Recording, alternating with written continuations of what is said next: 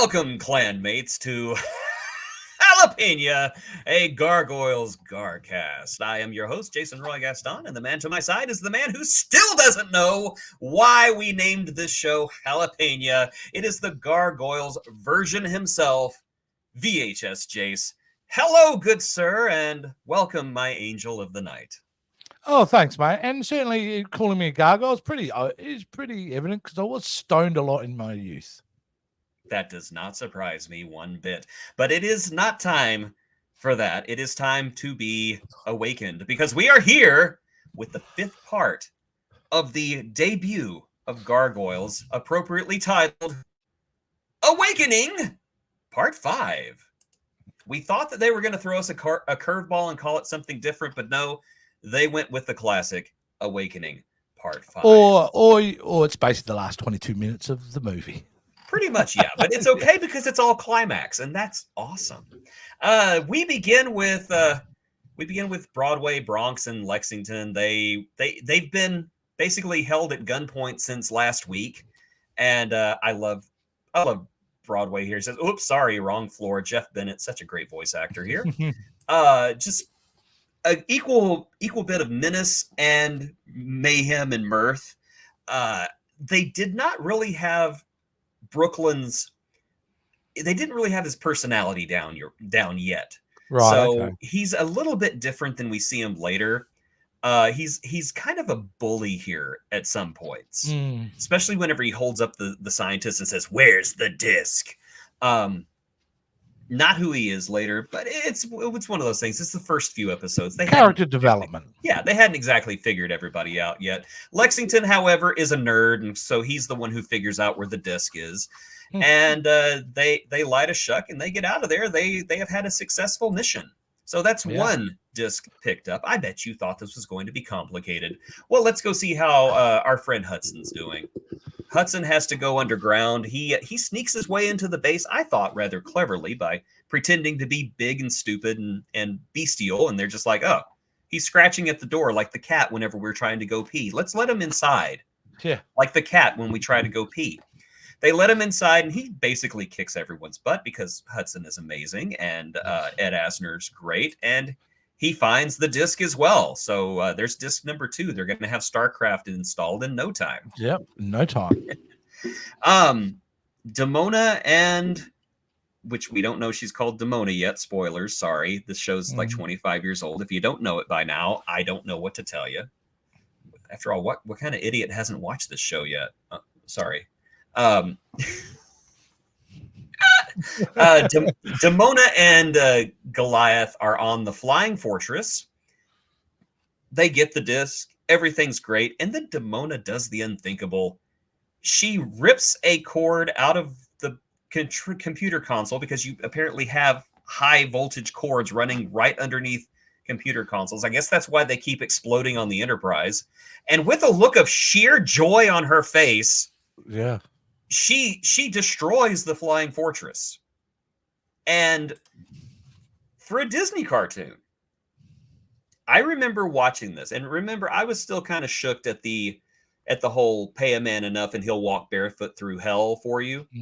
But in this one, you're seeing people jump off of the flying fortress. Yes. And it explodes, and you're like, them people dead. They didn't coming back. That. They did.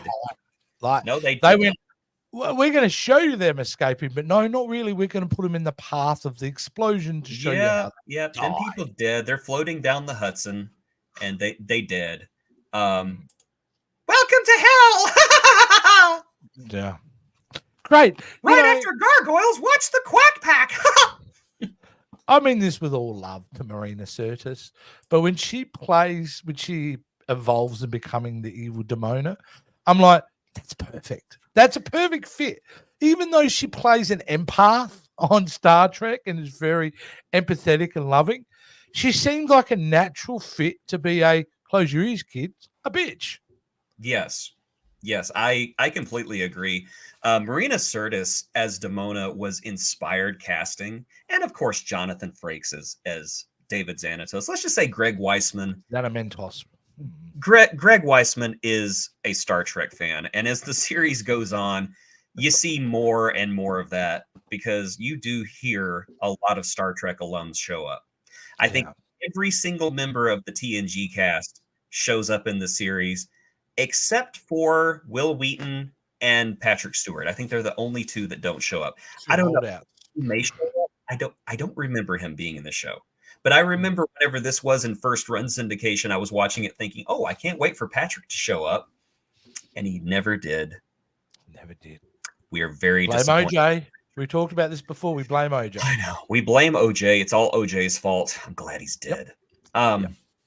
So everybody makes it back to the castle, and Goliath and Demona, they have a pretty intense conversation.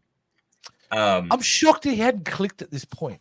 Like, really, they're fairly oblivious, the gargoyles on their mission. No one's really They're very picking naive. up, Yeah. on what's really happening here. Yeah, they're not expecting one of their own to turn on them. Not- And you also have to understand, for Goliath, this has been the span of like 3 days for him. 3 days ago, he was in 996 AD. Now he's in 1996. He thought his love was dead. Now she's back. Everything's great. It's rose-colored glasses. He is naive. He thinks everything's great. But then Elisa comes up to him and says, "Hey, yeah, Xanatos is playing you. The tracker was from his company. He's a bad man. You need to trust me," she says. And I'll be like, yeah, but really? Yeah, do I though? Do I? Like, really because have to everybody's trust you? screwing me over. Like, Yeah. why are you going to be any different? Even though she is, but Meanwhile, Xanatos and Owen and Demona are just like, "Hey, the gargoyles are getting too hard to control. We have to take them out." And he's got some some weeping angels under wraps or something. Yeah. I don't know. It doesn't look good. And of course, we learn Demona is working with them.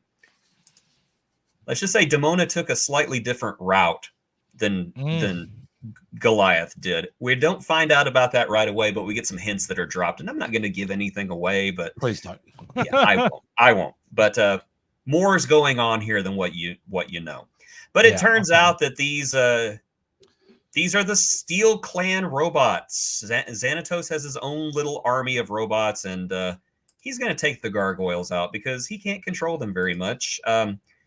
First of all, they shoot Brooklyn's Chinese food, which I think is just unforgivable. Absolute crime. Crime against humanity. How did he not lose a thumb? Right through that middle bit, I think. Yeah, right through there. Now, were the Steel Clan robots just like messing with them, or did they honestly miss? Because I'm not impressed with their marksmanship here. You got to give it to Xanatos here, because he's like, not only are we going to make killer gargoyle robots, I'm going to make them all look like you, Goliath. Oh yeah, mess with their head. Did he? I guess he was making these while Goliath was sleeping in his stone form for 1,000 years, and he's just like, taking measurements of Goliath's face and his chest and everything, just like, he's just got his arms wrapped around the statue, and Owen shows up. "Sir, is everything fine?" "Everything's fine. I wasn't doing anything weird." It raises the question, though, if you're that far along in your development of these killer gargoyle robots, why did you need to actually have Goliath part of it? Like, why bring them back to life in New York? Like, if they were that close, was there something they needed from the gargoyles to activate the robots? Like, no, because really, you could have just let Demona come to life. They got their evil plan, and no one to stop them. Well, if I say any speculation, it's going to ruin something. So I think my theory is that you are wrong. Just remind me when we get to Demona's backstory to revisit this point. Okay. Because I don't want to give anything away. But anyway, zap, zap, boom, boom, things explode. I think that's a roll of toilet paper on the inside of that. I'm not exactly sure why. Some cool flying maneuvers to take out some of these robots too. There were lots of great shots of I can't find them right now. I like the Goliath one where he's just flying towards one. He's got one. It's the classic kind of boom make them smash Yeah, together. you can definitely feel the weight of these machines and these sequences. Everything is animated so well. Sorry, I got the hiccups. Mm-hmm. Everything's animated well. You get lots of different layers of action. I like that at one point, Brooklyn, uh, he glides down and he can't get up, so he just grabs onto the side of the building and climbs. Yeah. Kind of reminds you these guys can't fly; they have to glide. So And it also limits them. reminds you too that they are not superheroes. They are Like not. if they get struck by a bullet, they could die. Like Yes. they could get pushed off a building, and someone cut off one of their wings, they're toast. Like they're very mortal in a way, which I think is a great way to go. Because if they were too like epic superhero-y, makes it flat and boring. Yes. So then we come to the big tragic scene. Goliath realizes that his love is not on his side anymore. She is on the side of evil. She has partnered with David Xanatos, and she's trying to kill them. And she's thankful she took that course in bazooka operation that day. Again, there's more going on than what you know. There's way more going on than what you know, and it's all filled in later. I love this scene whenever Demona is basically explaining to herself why she did what she did, and it's basically the whole Luke join me on the dark side speech. And the fact that Goliath says nothing during this speech, and it's all communicated with his face. Yeah, because this man is hurt. Yeah, it could have easily been Demona. You have fallen to the dark side. This is not who you are. No, he's silent. He's silent as stone, just listening to her. And it's hard to argue with her points, though, Jason. It is hard to argue with his point. Yeah, with her points because she's gone through something, and she has gone through a lot. Yeah. Let's just say that Demona and the Gargoyles were not all frozen in stone at the same time. Oh, okay. How about we just leave it at that? That is what we call a hanging thread. So, yes. Yep. But Demona reveals she has a name too. It is Demona, and you should know it before you die. Well, it's also the first indication that she'd been interacting with other humans throughout that time, because she goes, they called me Demona. The humans gave, I have a name too, Goliath. The humans gave it to me long ago. Yeah. Sorry, my when we were on a break, Goliath. Yeah, we're on a break. And we're going to stay on a break because you're about to get broke. But no, before Demona can end Goliath, Elisa shows up because she still doesn't believe in search warrants. No. And tackles Demona, causing the bazooka to fire up into a tower. The tower collapses, and her and Demona are sent off the side of the building. Great shot, by the way. I just love this, where Elisa's just trying desperately to hang on to something as the building's collapsing. Goliath has to make a choice because Demona is getting showered with debris and she can't fly. And Goliath chooses to save Elisa. And he watches as Demona falls to her death. She's totally dead, and she's never coming back. It's not that tough a choice, really. It's the girl that's really nice to me at the moment, or the toxic ex. Not going to be a hard decision. He does have his moment, though, because as he sees Demona falling to her death, he does scream. So he's still emotionally damaged by this entire Xanatos. Where do you get Xanatos from? I don't know. It's got the toss in there, so yeah, Xanatos. And Mentos is the fresh flavor, so yeah, exactly. I sang, and now my cat's staring at me like she wants to hear more. You want to hear? No, I will say, even though I enjoyed this, Jason, I am glad that we're at the end of this storyline. I am too. I'm ready for the various shorter stories to begin. But the thing I love about Gargoyles is, even though they tell shorter stories, the grand arc and mythology of the series is, quite frankly, almost unmatched. I would say that in some cases it even rivals Avatar: The Last Airbender in its rich world building. That's a big call to make.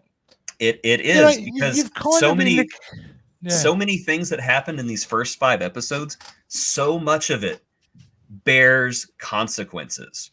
And I'm just gonna spoil a slight thing here. I'm not gonna give it completely away. Yeah. But this thing right here sets up so many dominoes down the line. Wow. And you were saying that earlier, and I'm thinking, I have a feeling this episode is one of those cornerstone episodes. Oh, absolutely. Yeah. Absolutely. Everything from the destruction of the flying fortress to even the guy that Demona was holding over the trap door. Yeah. All of it is revisited. And one of the storylines of the first season is actually this: Xanatos in jail. Because he's not one of those people who gets a slap on the wrist and they let go. No, he goes to prison. Wow, he goes to prison, and he's in prison for much of the first season. And it's a really good storyline. I really like it because he's kind of orchestrating things from behind bars at some point. But I like that. I like that it all has consequences. Well, the next episode apparently is called The Thrill of the Hunt. Yes. I'm going to be perfectly honest. It introduces a team of supervillains. I'm not a fan of them. Okay. I'm not a fan of this team of supervillains. All right, I look forward to seeing them. Yeah, I know. One of them is Australian. There you go. He's Australian. But I will say he's probably biased against us Aussies. Yeah, I'm not going to go into it. I'll probably, if it's an Australian character developed in the 90s by American television, I will be offended. I know I will be offended. So I look forward to being offended. His name is Dingo. Oh, yeah, it's a bit on the nose, isn't it? I love it. I love it. Yeah. They end with a really funny gag. He kidnaps the baby. I'm out. I'm out. He only eats one baby. Someone screams, "Dingo's got my baby!" Then I'm out. Dingo, give it back. I'm sorry. I just wanted to take a little taste of its little toe. Delicious. Delicious. Yeah. Nom, nom, nom. They end the episode with I thought was a cute gag whenever Elisa says, we can go catch a Giants game. Giants? Yeah, my favorite thing about this series is whenever sometimes the Gargoyles do their heroic poses, but they get distracted at the last minute and they just look so awkward. Like I always wanted to see an episode where one of the Gargoyles was in mid sneeze and they freeze like this. But sadly, I don't think that ever happened, but maybe I'll be surprised. But that is it.